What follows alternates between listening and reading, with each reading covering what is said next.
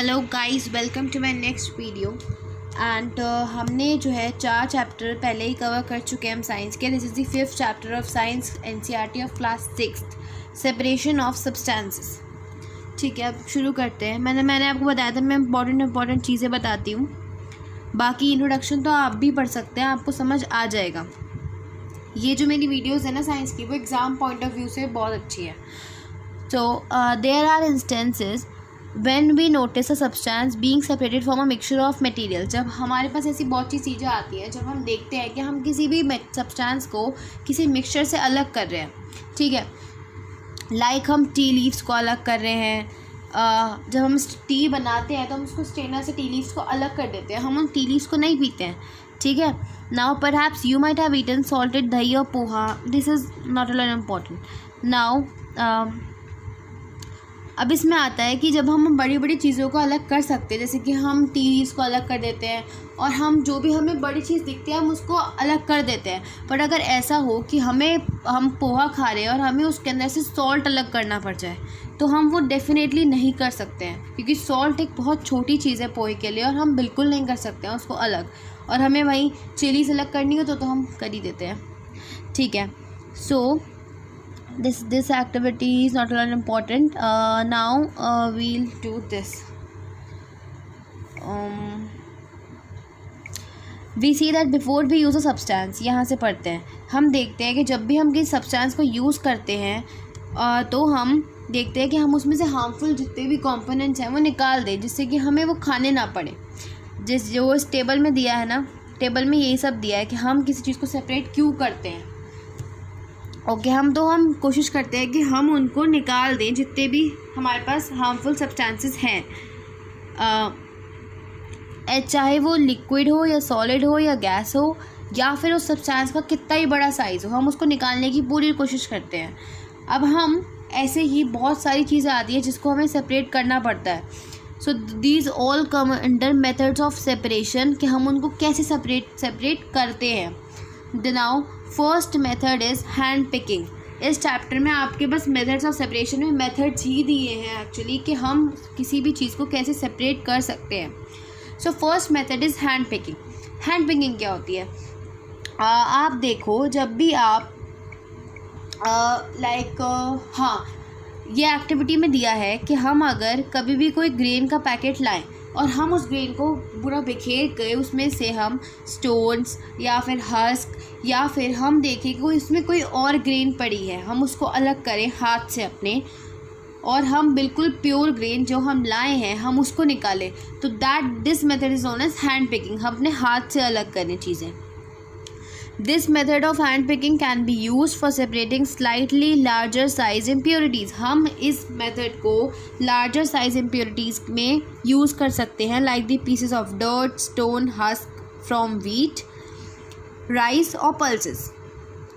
The quantity of such impurities is usually not very high. Quantities इनकी impurities की ज़्यादा नहीं होती है जब हम ऐसी चीज़ें हैंड पिकिंग करते हैं, ठीक है। So in these conditions, hand picking is convenient method for separating substances. Okay.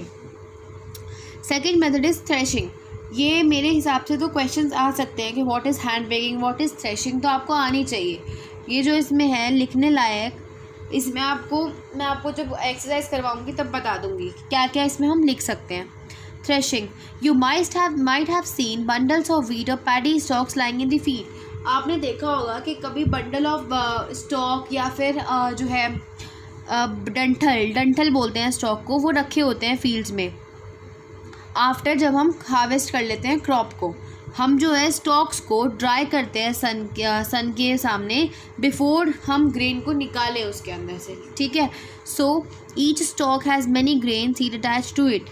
Her stalk के साथ बहुत सारी ग्रेन सीड्स होती हैं जो उसके साथ अटैच्ड होती हैं। अब आप देखो, आप सोचो कि अगर हम इसमें हैंड पिकिंग लगाएं तो हमें कितना टाइम लग जाएगा। हंड्रेड्स ऑफ सीड्स एक स्टॉक के अंदर, और हमारे पास 1000 स्टॉक्स हैं, बहुत टाइम लगेगा। तो इसमें क्या करते हैं, वी यूज़ थ्रेशिंग। हम उन स्टॉक्स को ना बहुत तेज़ मारने लग जाते हैं। जब हम मारते हैं तो ग्रेन अपने आप बाहर आती जाती है और जो स्टॉक्स हैं वो फटा के अलग होते रहते हैं, ठीक है। नाउ वन में pluck mangoes, This is the process that is used to separate grains from stock is threshing. जो हमारा जो इस प्रोसेस होता है उसको हम थ्रेशिंग कहते हैं। And in this process the stalks are beaten to free the grain seeds. हम जो है उसमें स्टॉक्स को मारते हैं जिससे हमारे ग्रेन सीड्स फ्री हो जाएं, ताकि वो इसमें कर रहा है। Sometimes threshing is done with the help of bullocks. Machines are also used to thresh large quantities of grain. अब आप यही मानो कि अगर बहुत ज़्यादा हमारे पास स्टॉक्स हो तो हम कैसे करेंगे उसको। हम हाथ से थ्रेशिंग बहुत मेहनत का काम है, तो हम उसके लिए मशीन भी यूज़ कर सकते हैं, ठीक है। Third method is winnowing. Winnowing क्या होता है, देखो हम जो हमारा बेसिकली जो विनोइंग होता है ना, यहाँ से पढ़ते हैं। विनोइंग हम ना किसी हैवी और लाइटर पार्टिकल को अलग करने के लिए यूज़ करते हैं। विनोइंग का जो प्रिंसिपल होता है वो होता है कि हम ना किसी ऊपर से किसी भी चीज़ को नीचे की तरफ डालें, जैसे कि वो देखो इस इमेज में डाल रही है, ऊपर से नीचे की तरफ डाल रही है, और जितने भी विंड से जितने भी लाइटर पार्टिकल्स हैं वो सारे उड़ जाएंगे अलग, और जो हमारा हैवियर पार्टिकल जो हमारी ग्रेन है वो आ जाएगी नीचे, जैसे कि वो इस इमेज में दिखा रही है। So this method of separating components of mixture is called winnowing. Winnowing is used to separate heavier and lighter components of a mixture by wind or by blowing air. या तो हो सकता है हम कोई एयर का ब्लोइंग सोर्स लगा दें, लाइक कूलर लगा दें, कोई फ़ैन लगा दें, और उससे हवा आती रहे और हमारे लाइटर पार्टिकल्स अलग होते रहे, हमारा जो हैवी पार्टिकल है वो नीचे जाता रहे। ये मेथड भी बहुत आसान है, पर मेहनत तो सब में होती है ना। Now this method is commonly used by the farmers to separate lighter husk particles from heavier seeds of grain. ये जो है ना फार्मर्स यूज़ करते हैं जिससे कि वो लाइटर हस्क पार्टिकल को बहुत हैवी सीड से अलग कर सके, और जो हस्क बचती है वो फॉडर एज अ फॉडर काम करती है फॉर कैटल्स, ठीक है। The husk particles are carried away by the wind, the seeds of green get separated from form and heap near the platform for winnowing the separated, हाँ ठीक है, okay.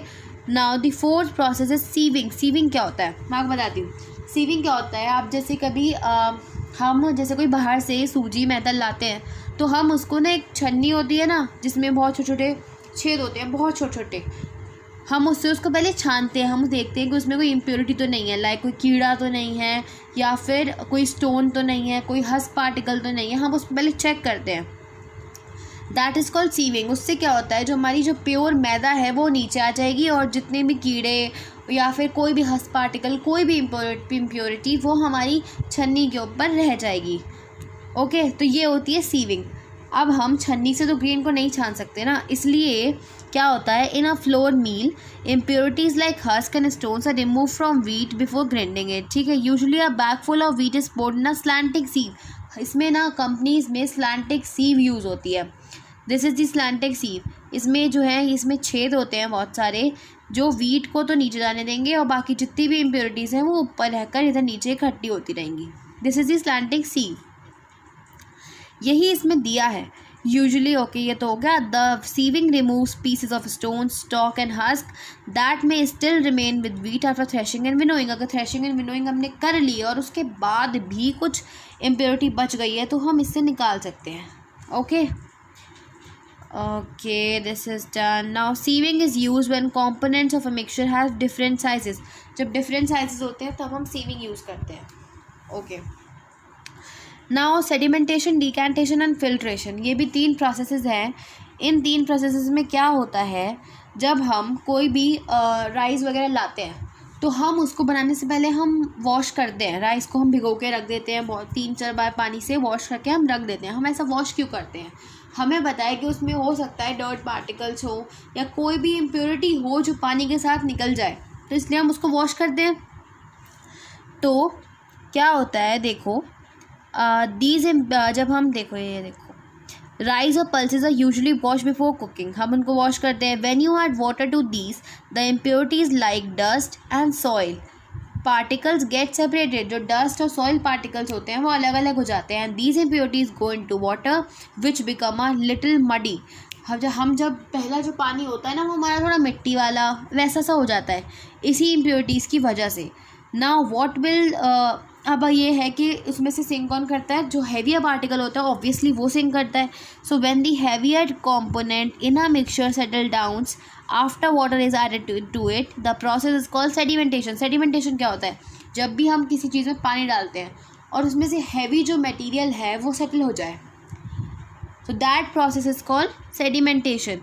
And when the water along with the dust is removed, जब हम water को और जो along with dust जो है हम उसको वाटर को रिमूव कर देते हैं, तो that process is known as decantation.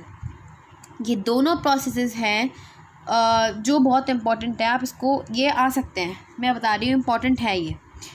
The same principle is use for separating. Actually video बहुत लंबी हो रही है तो आज हम यहीं तक करते हैं एंड हम नेक्स्ट वीडियो में इससे आगे कंटिन्यू करेंगे. यहाँ तक करते हैं आज हम, ठीक है. We will continue in our next video. So guys, thank you watching my video, and if you like my video, please share and subscribe my channel. Thank you.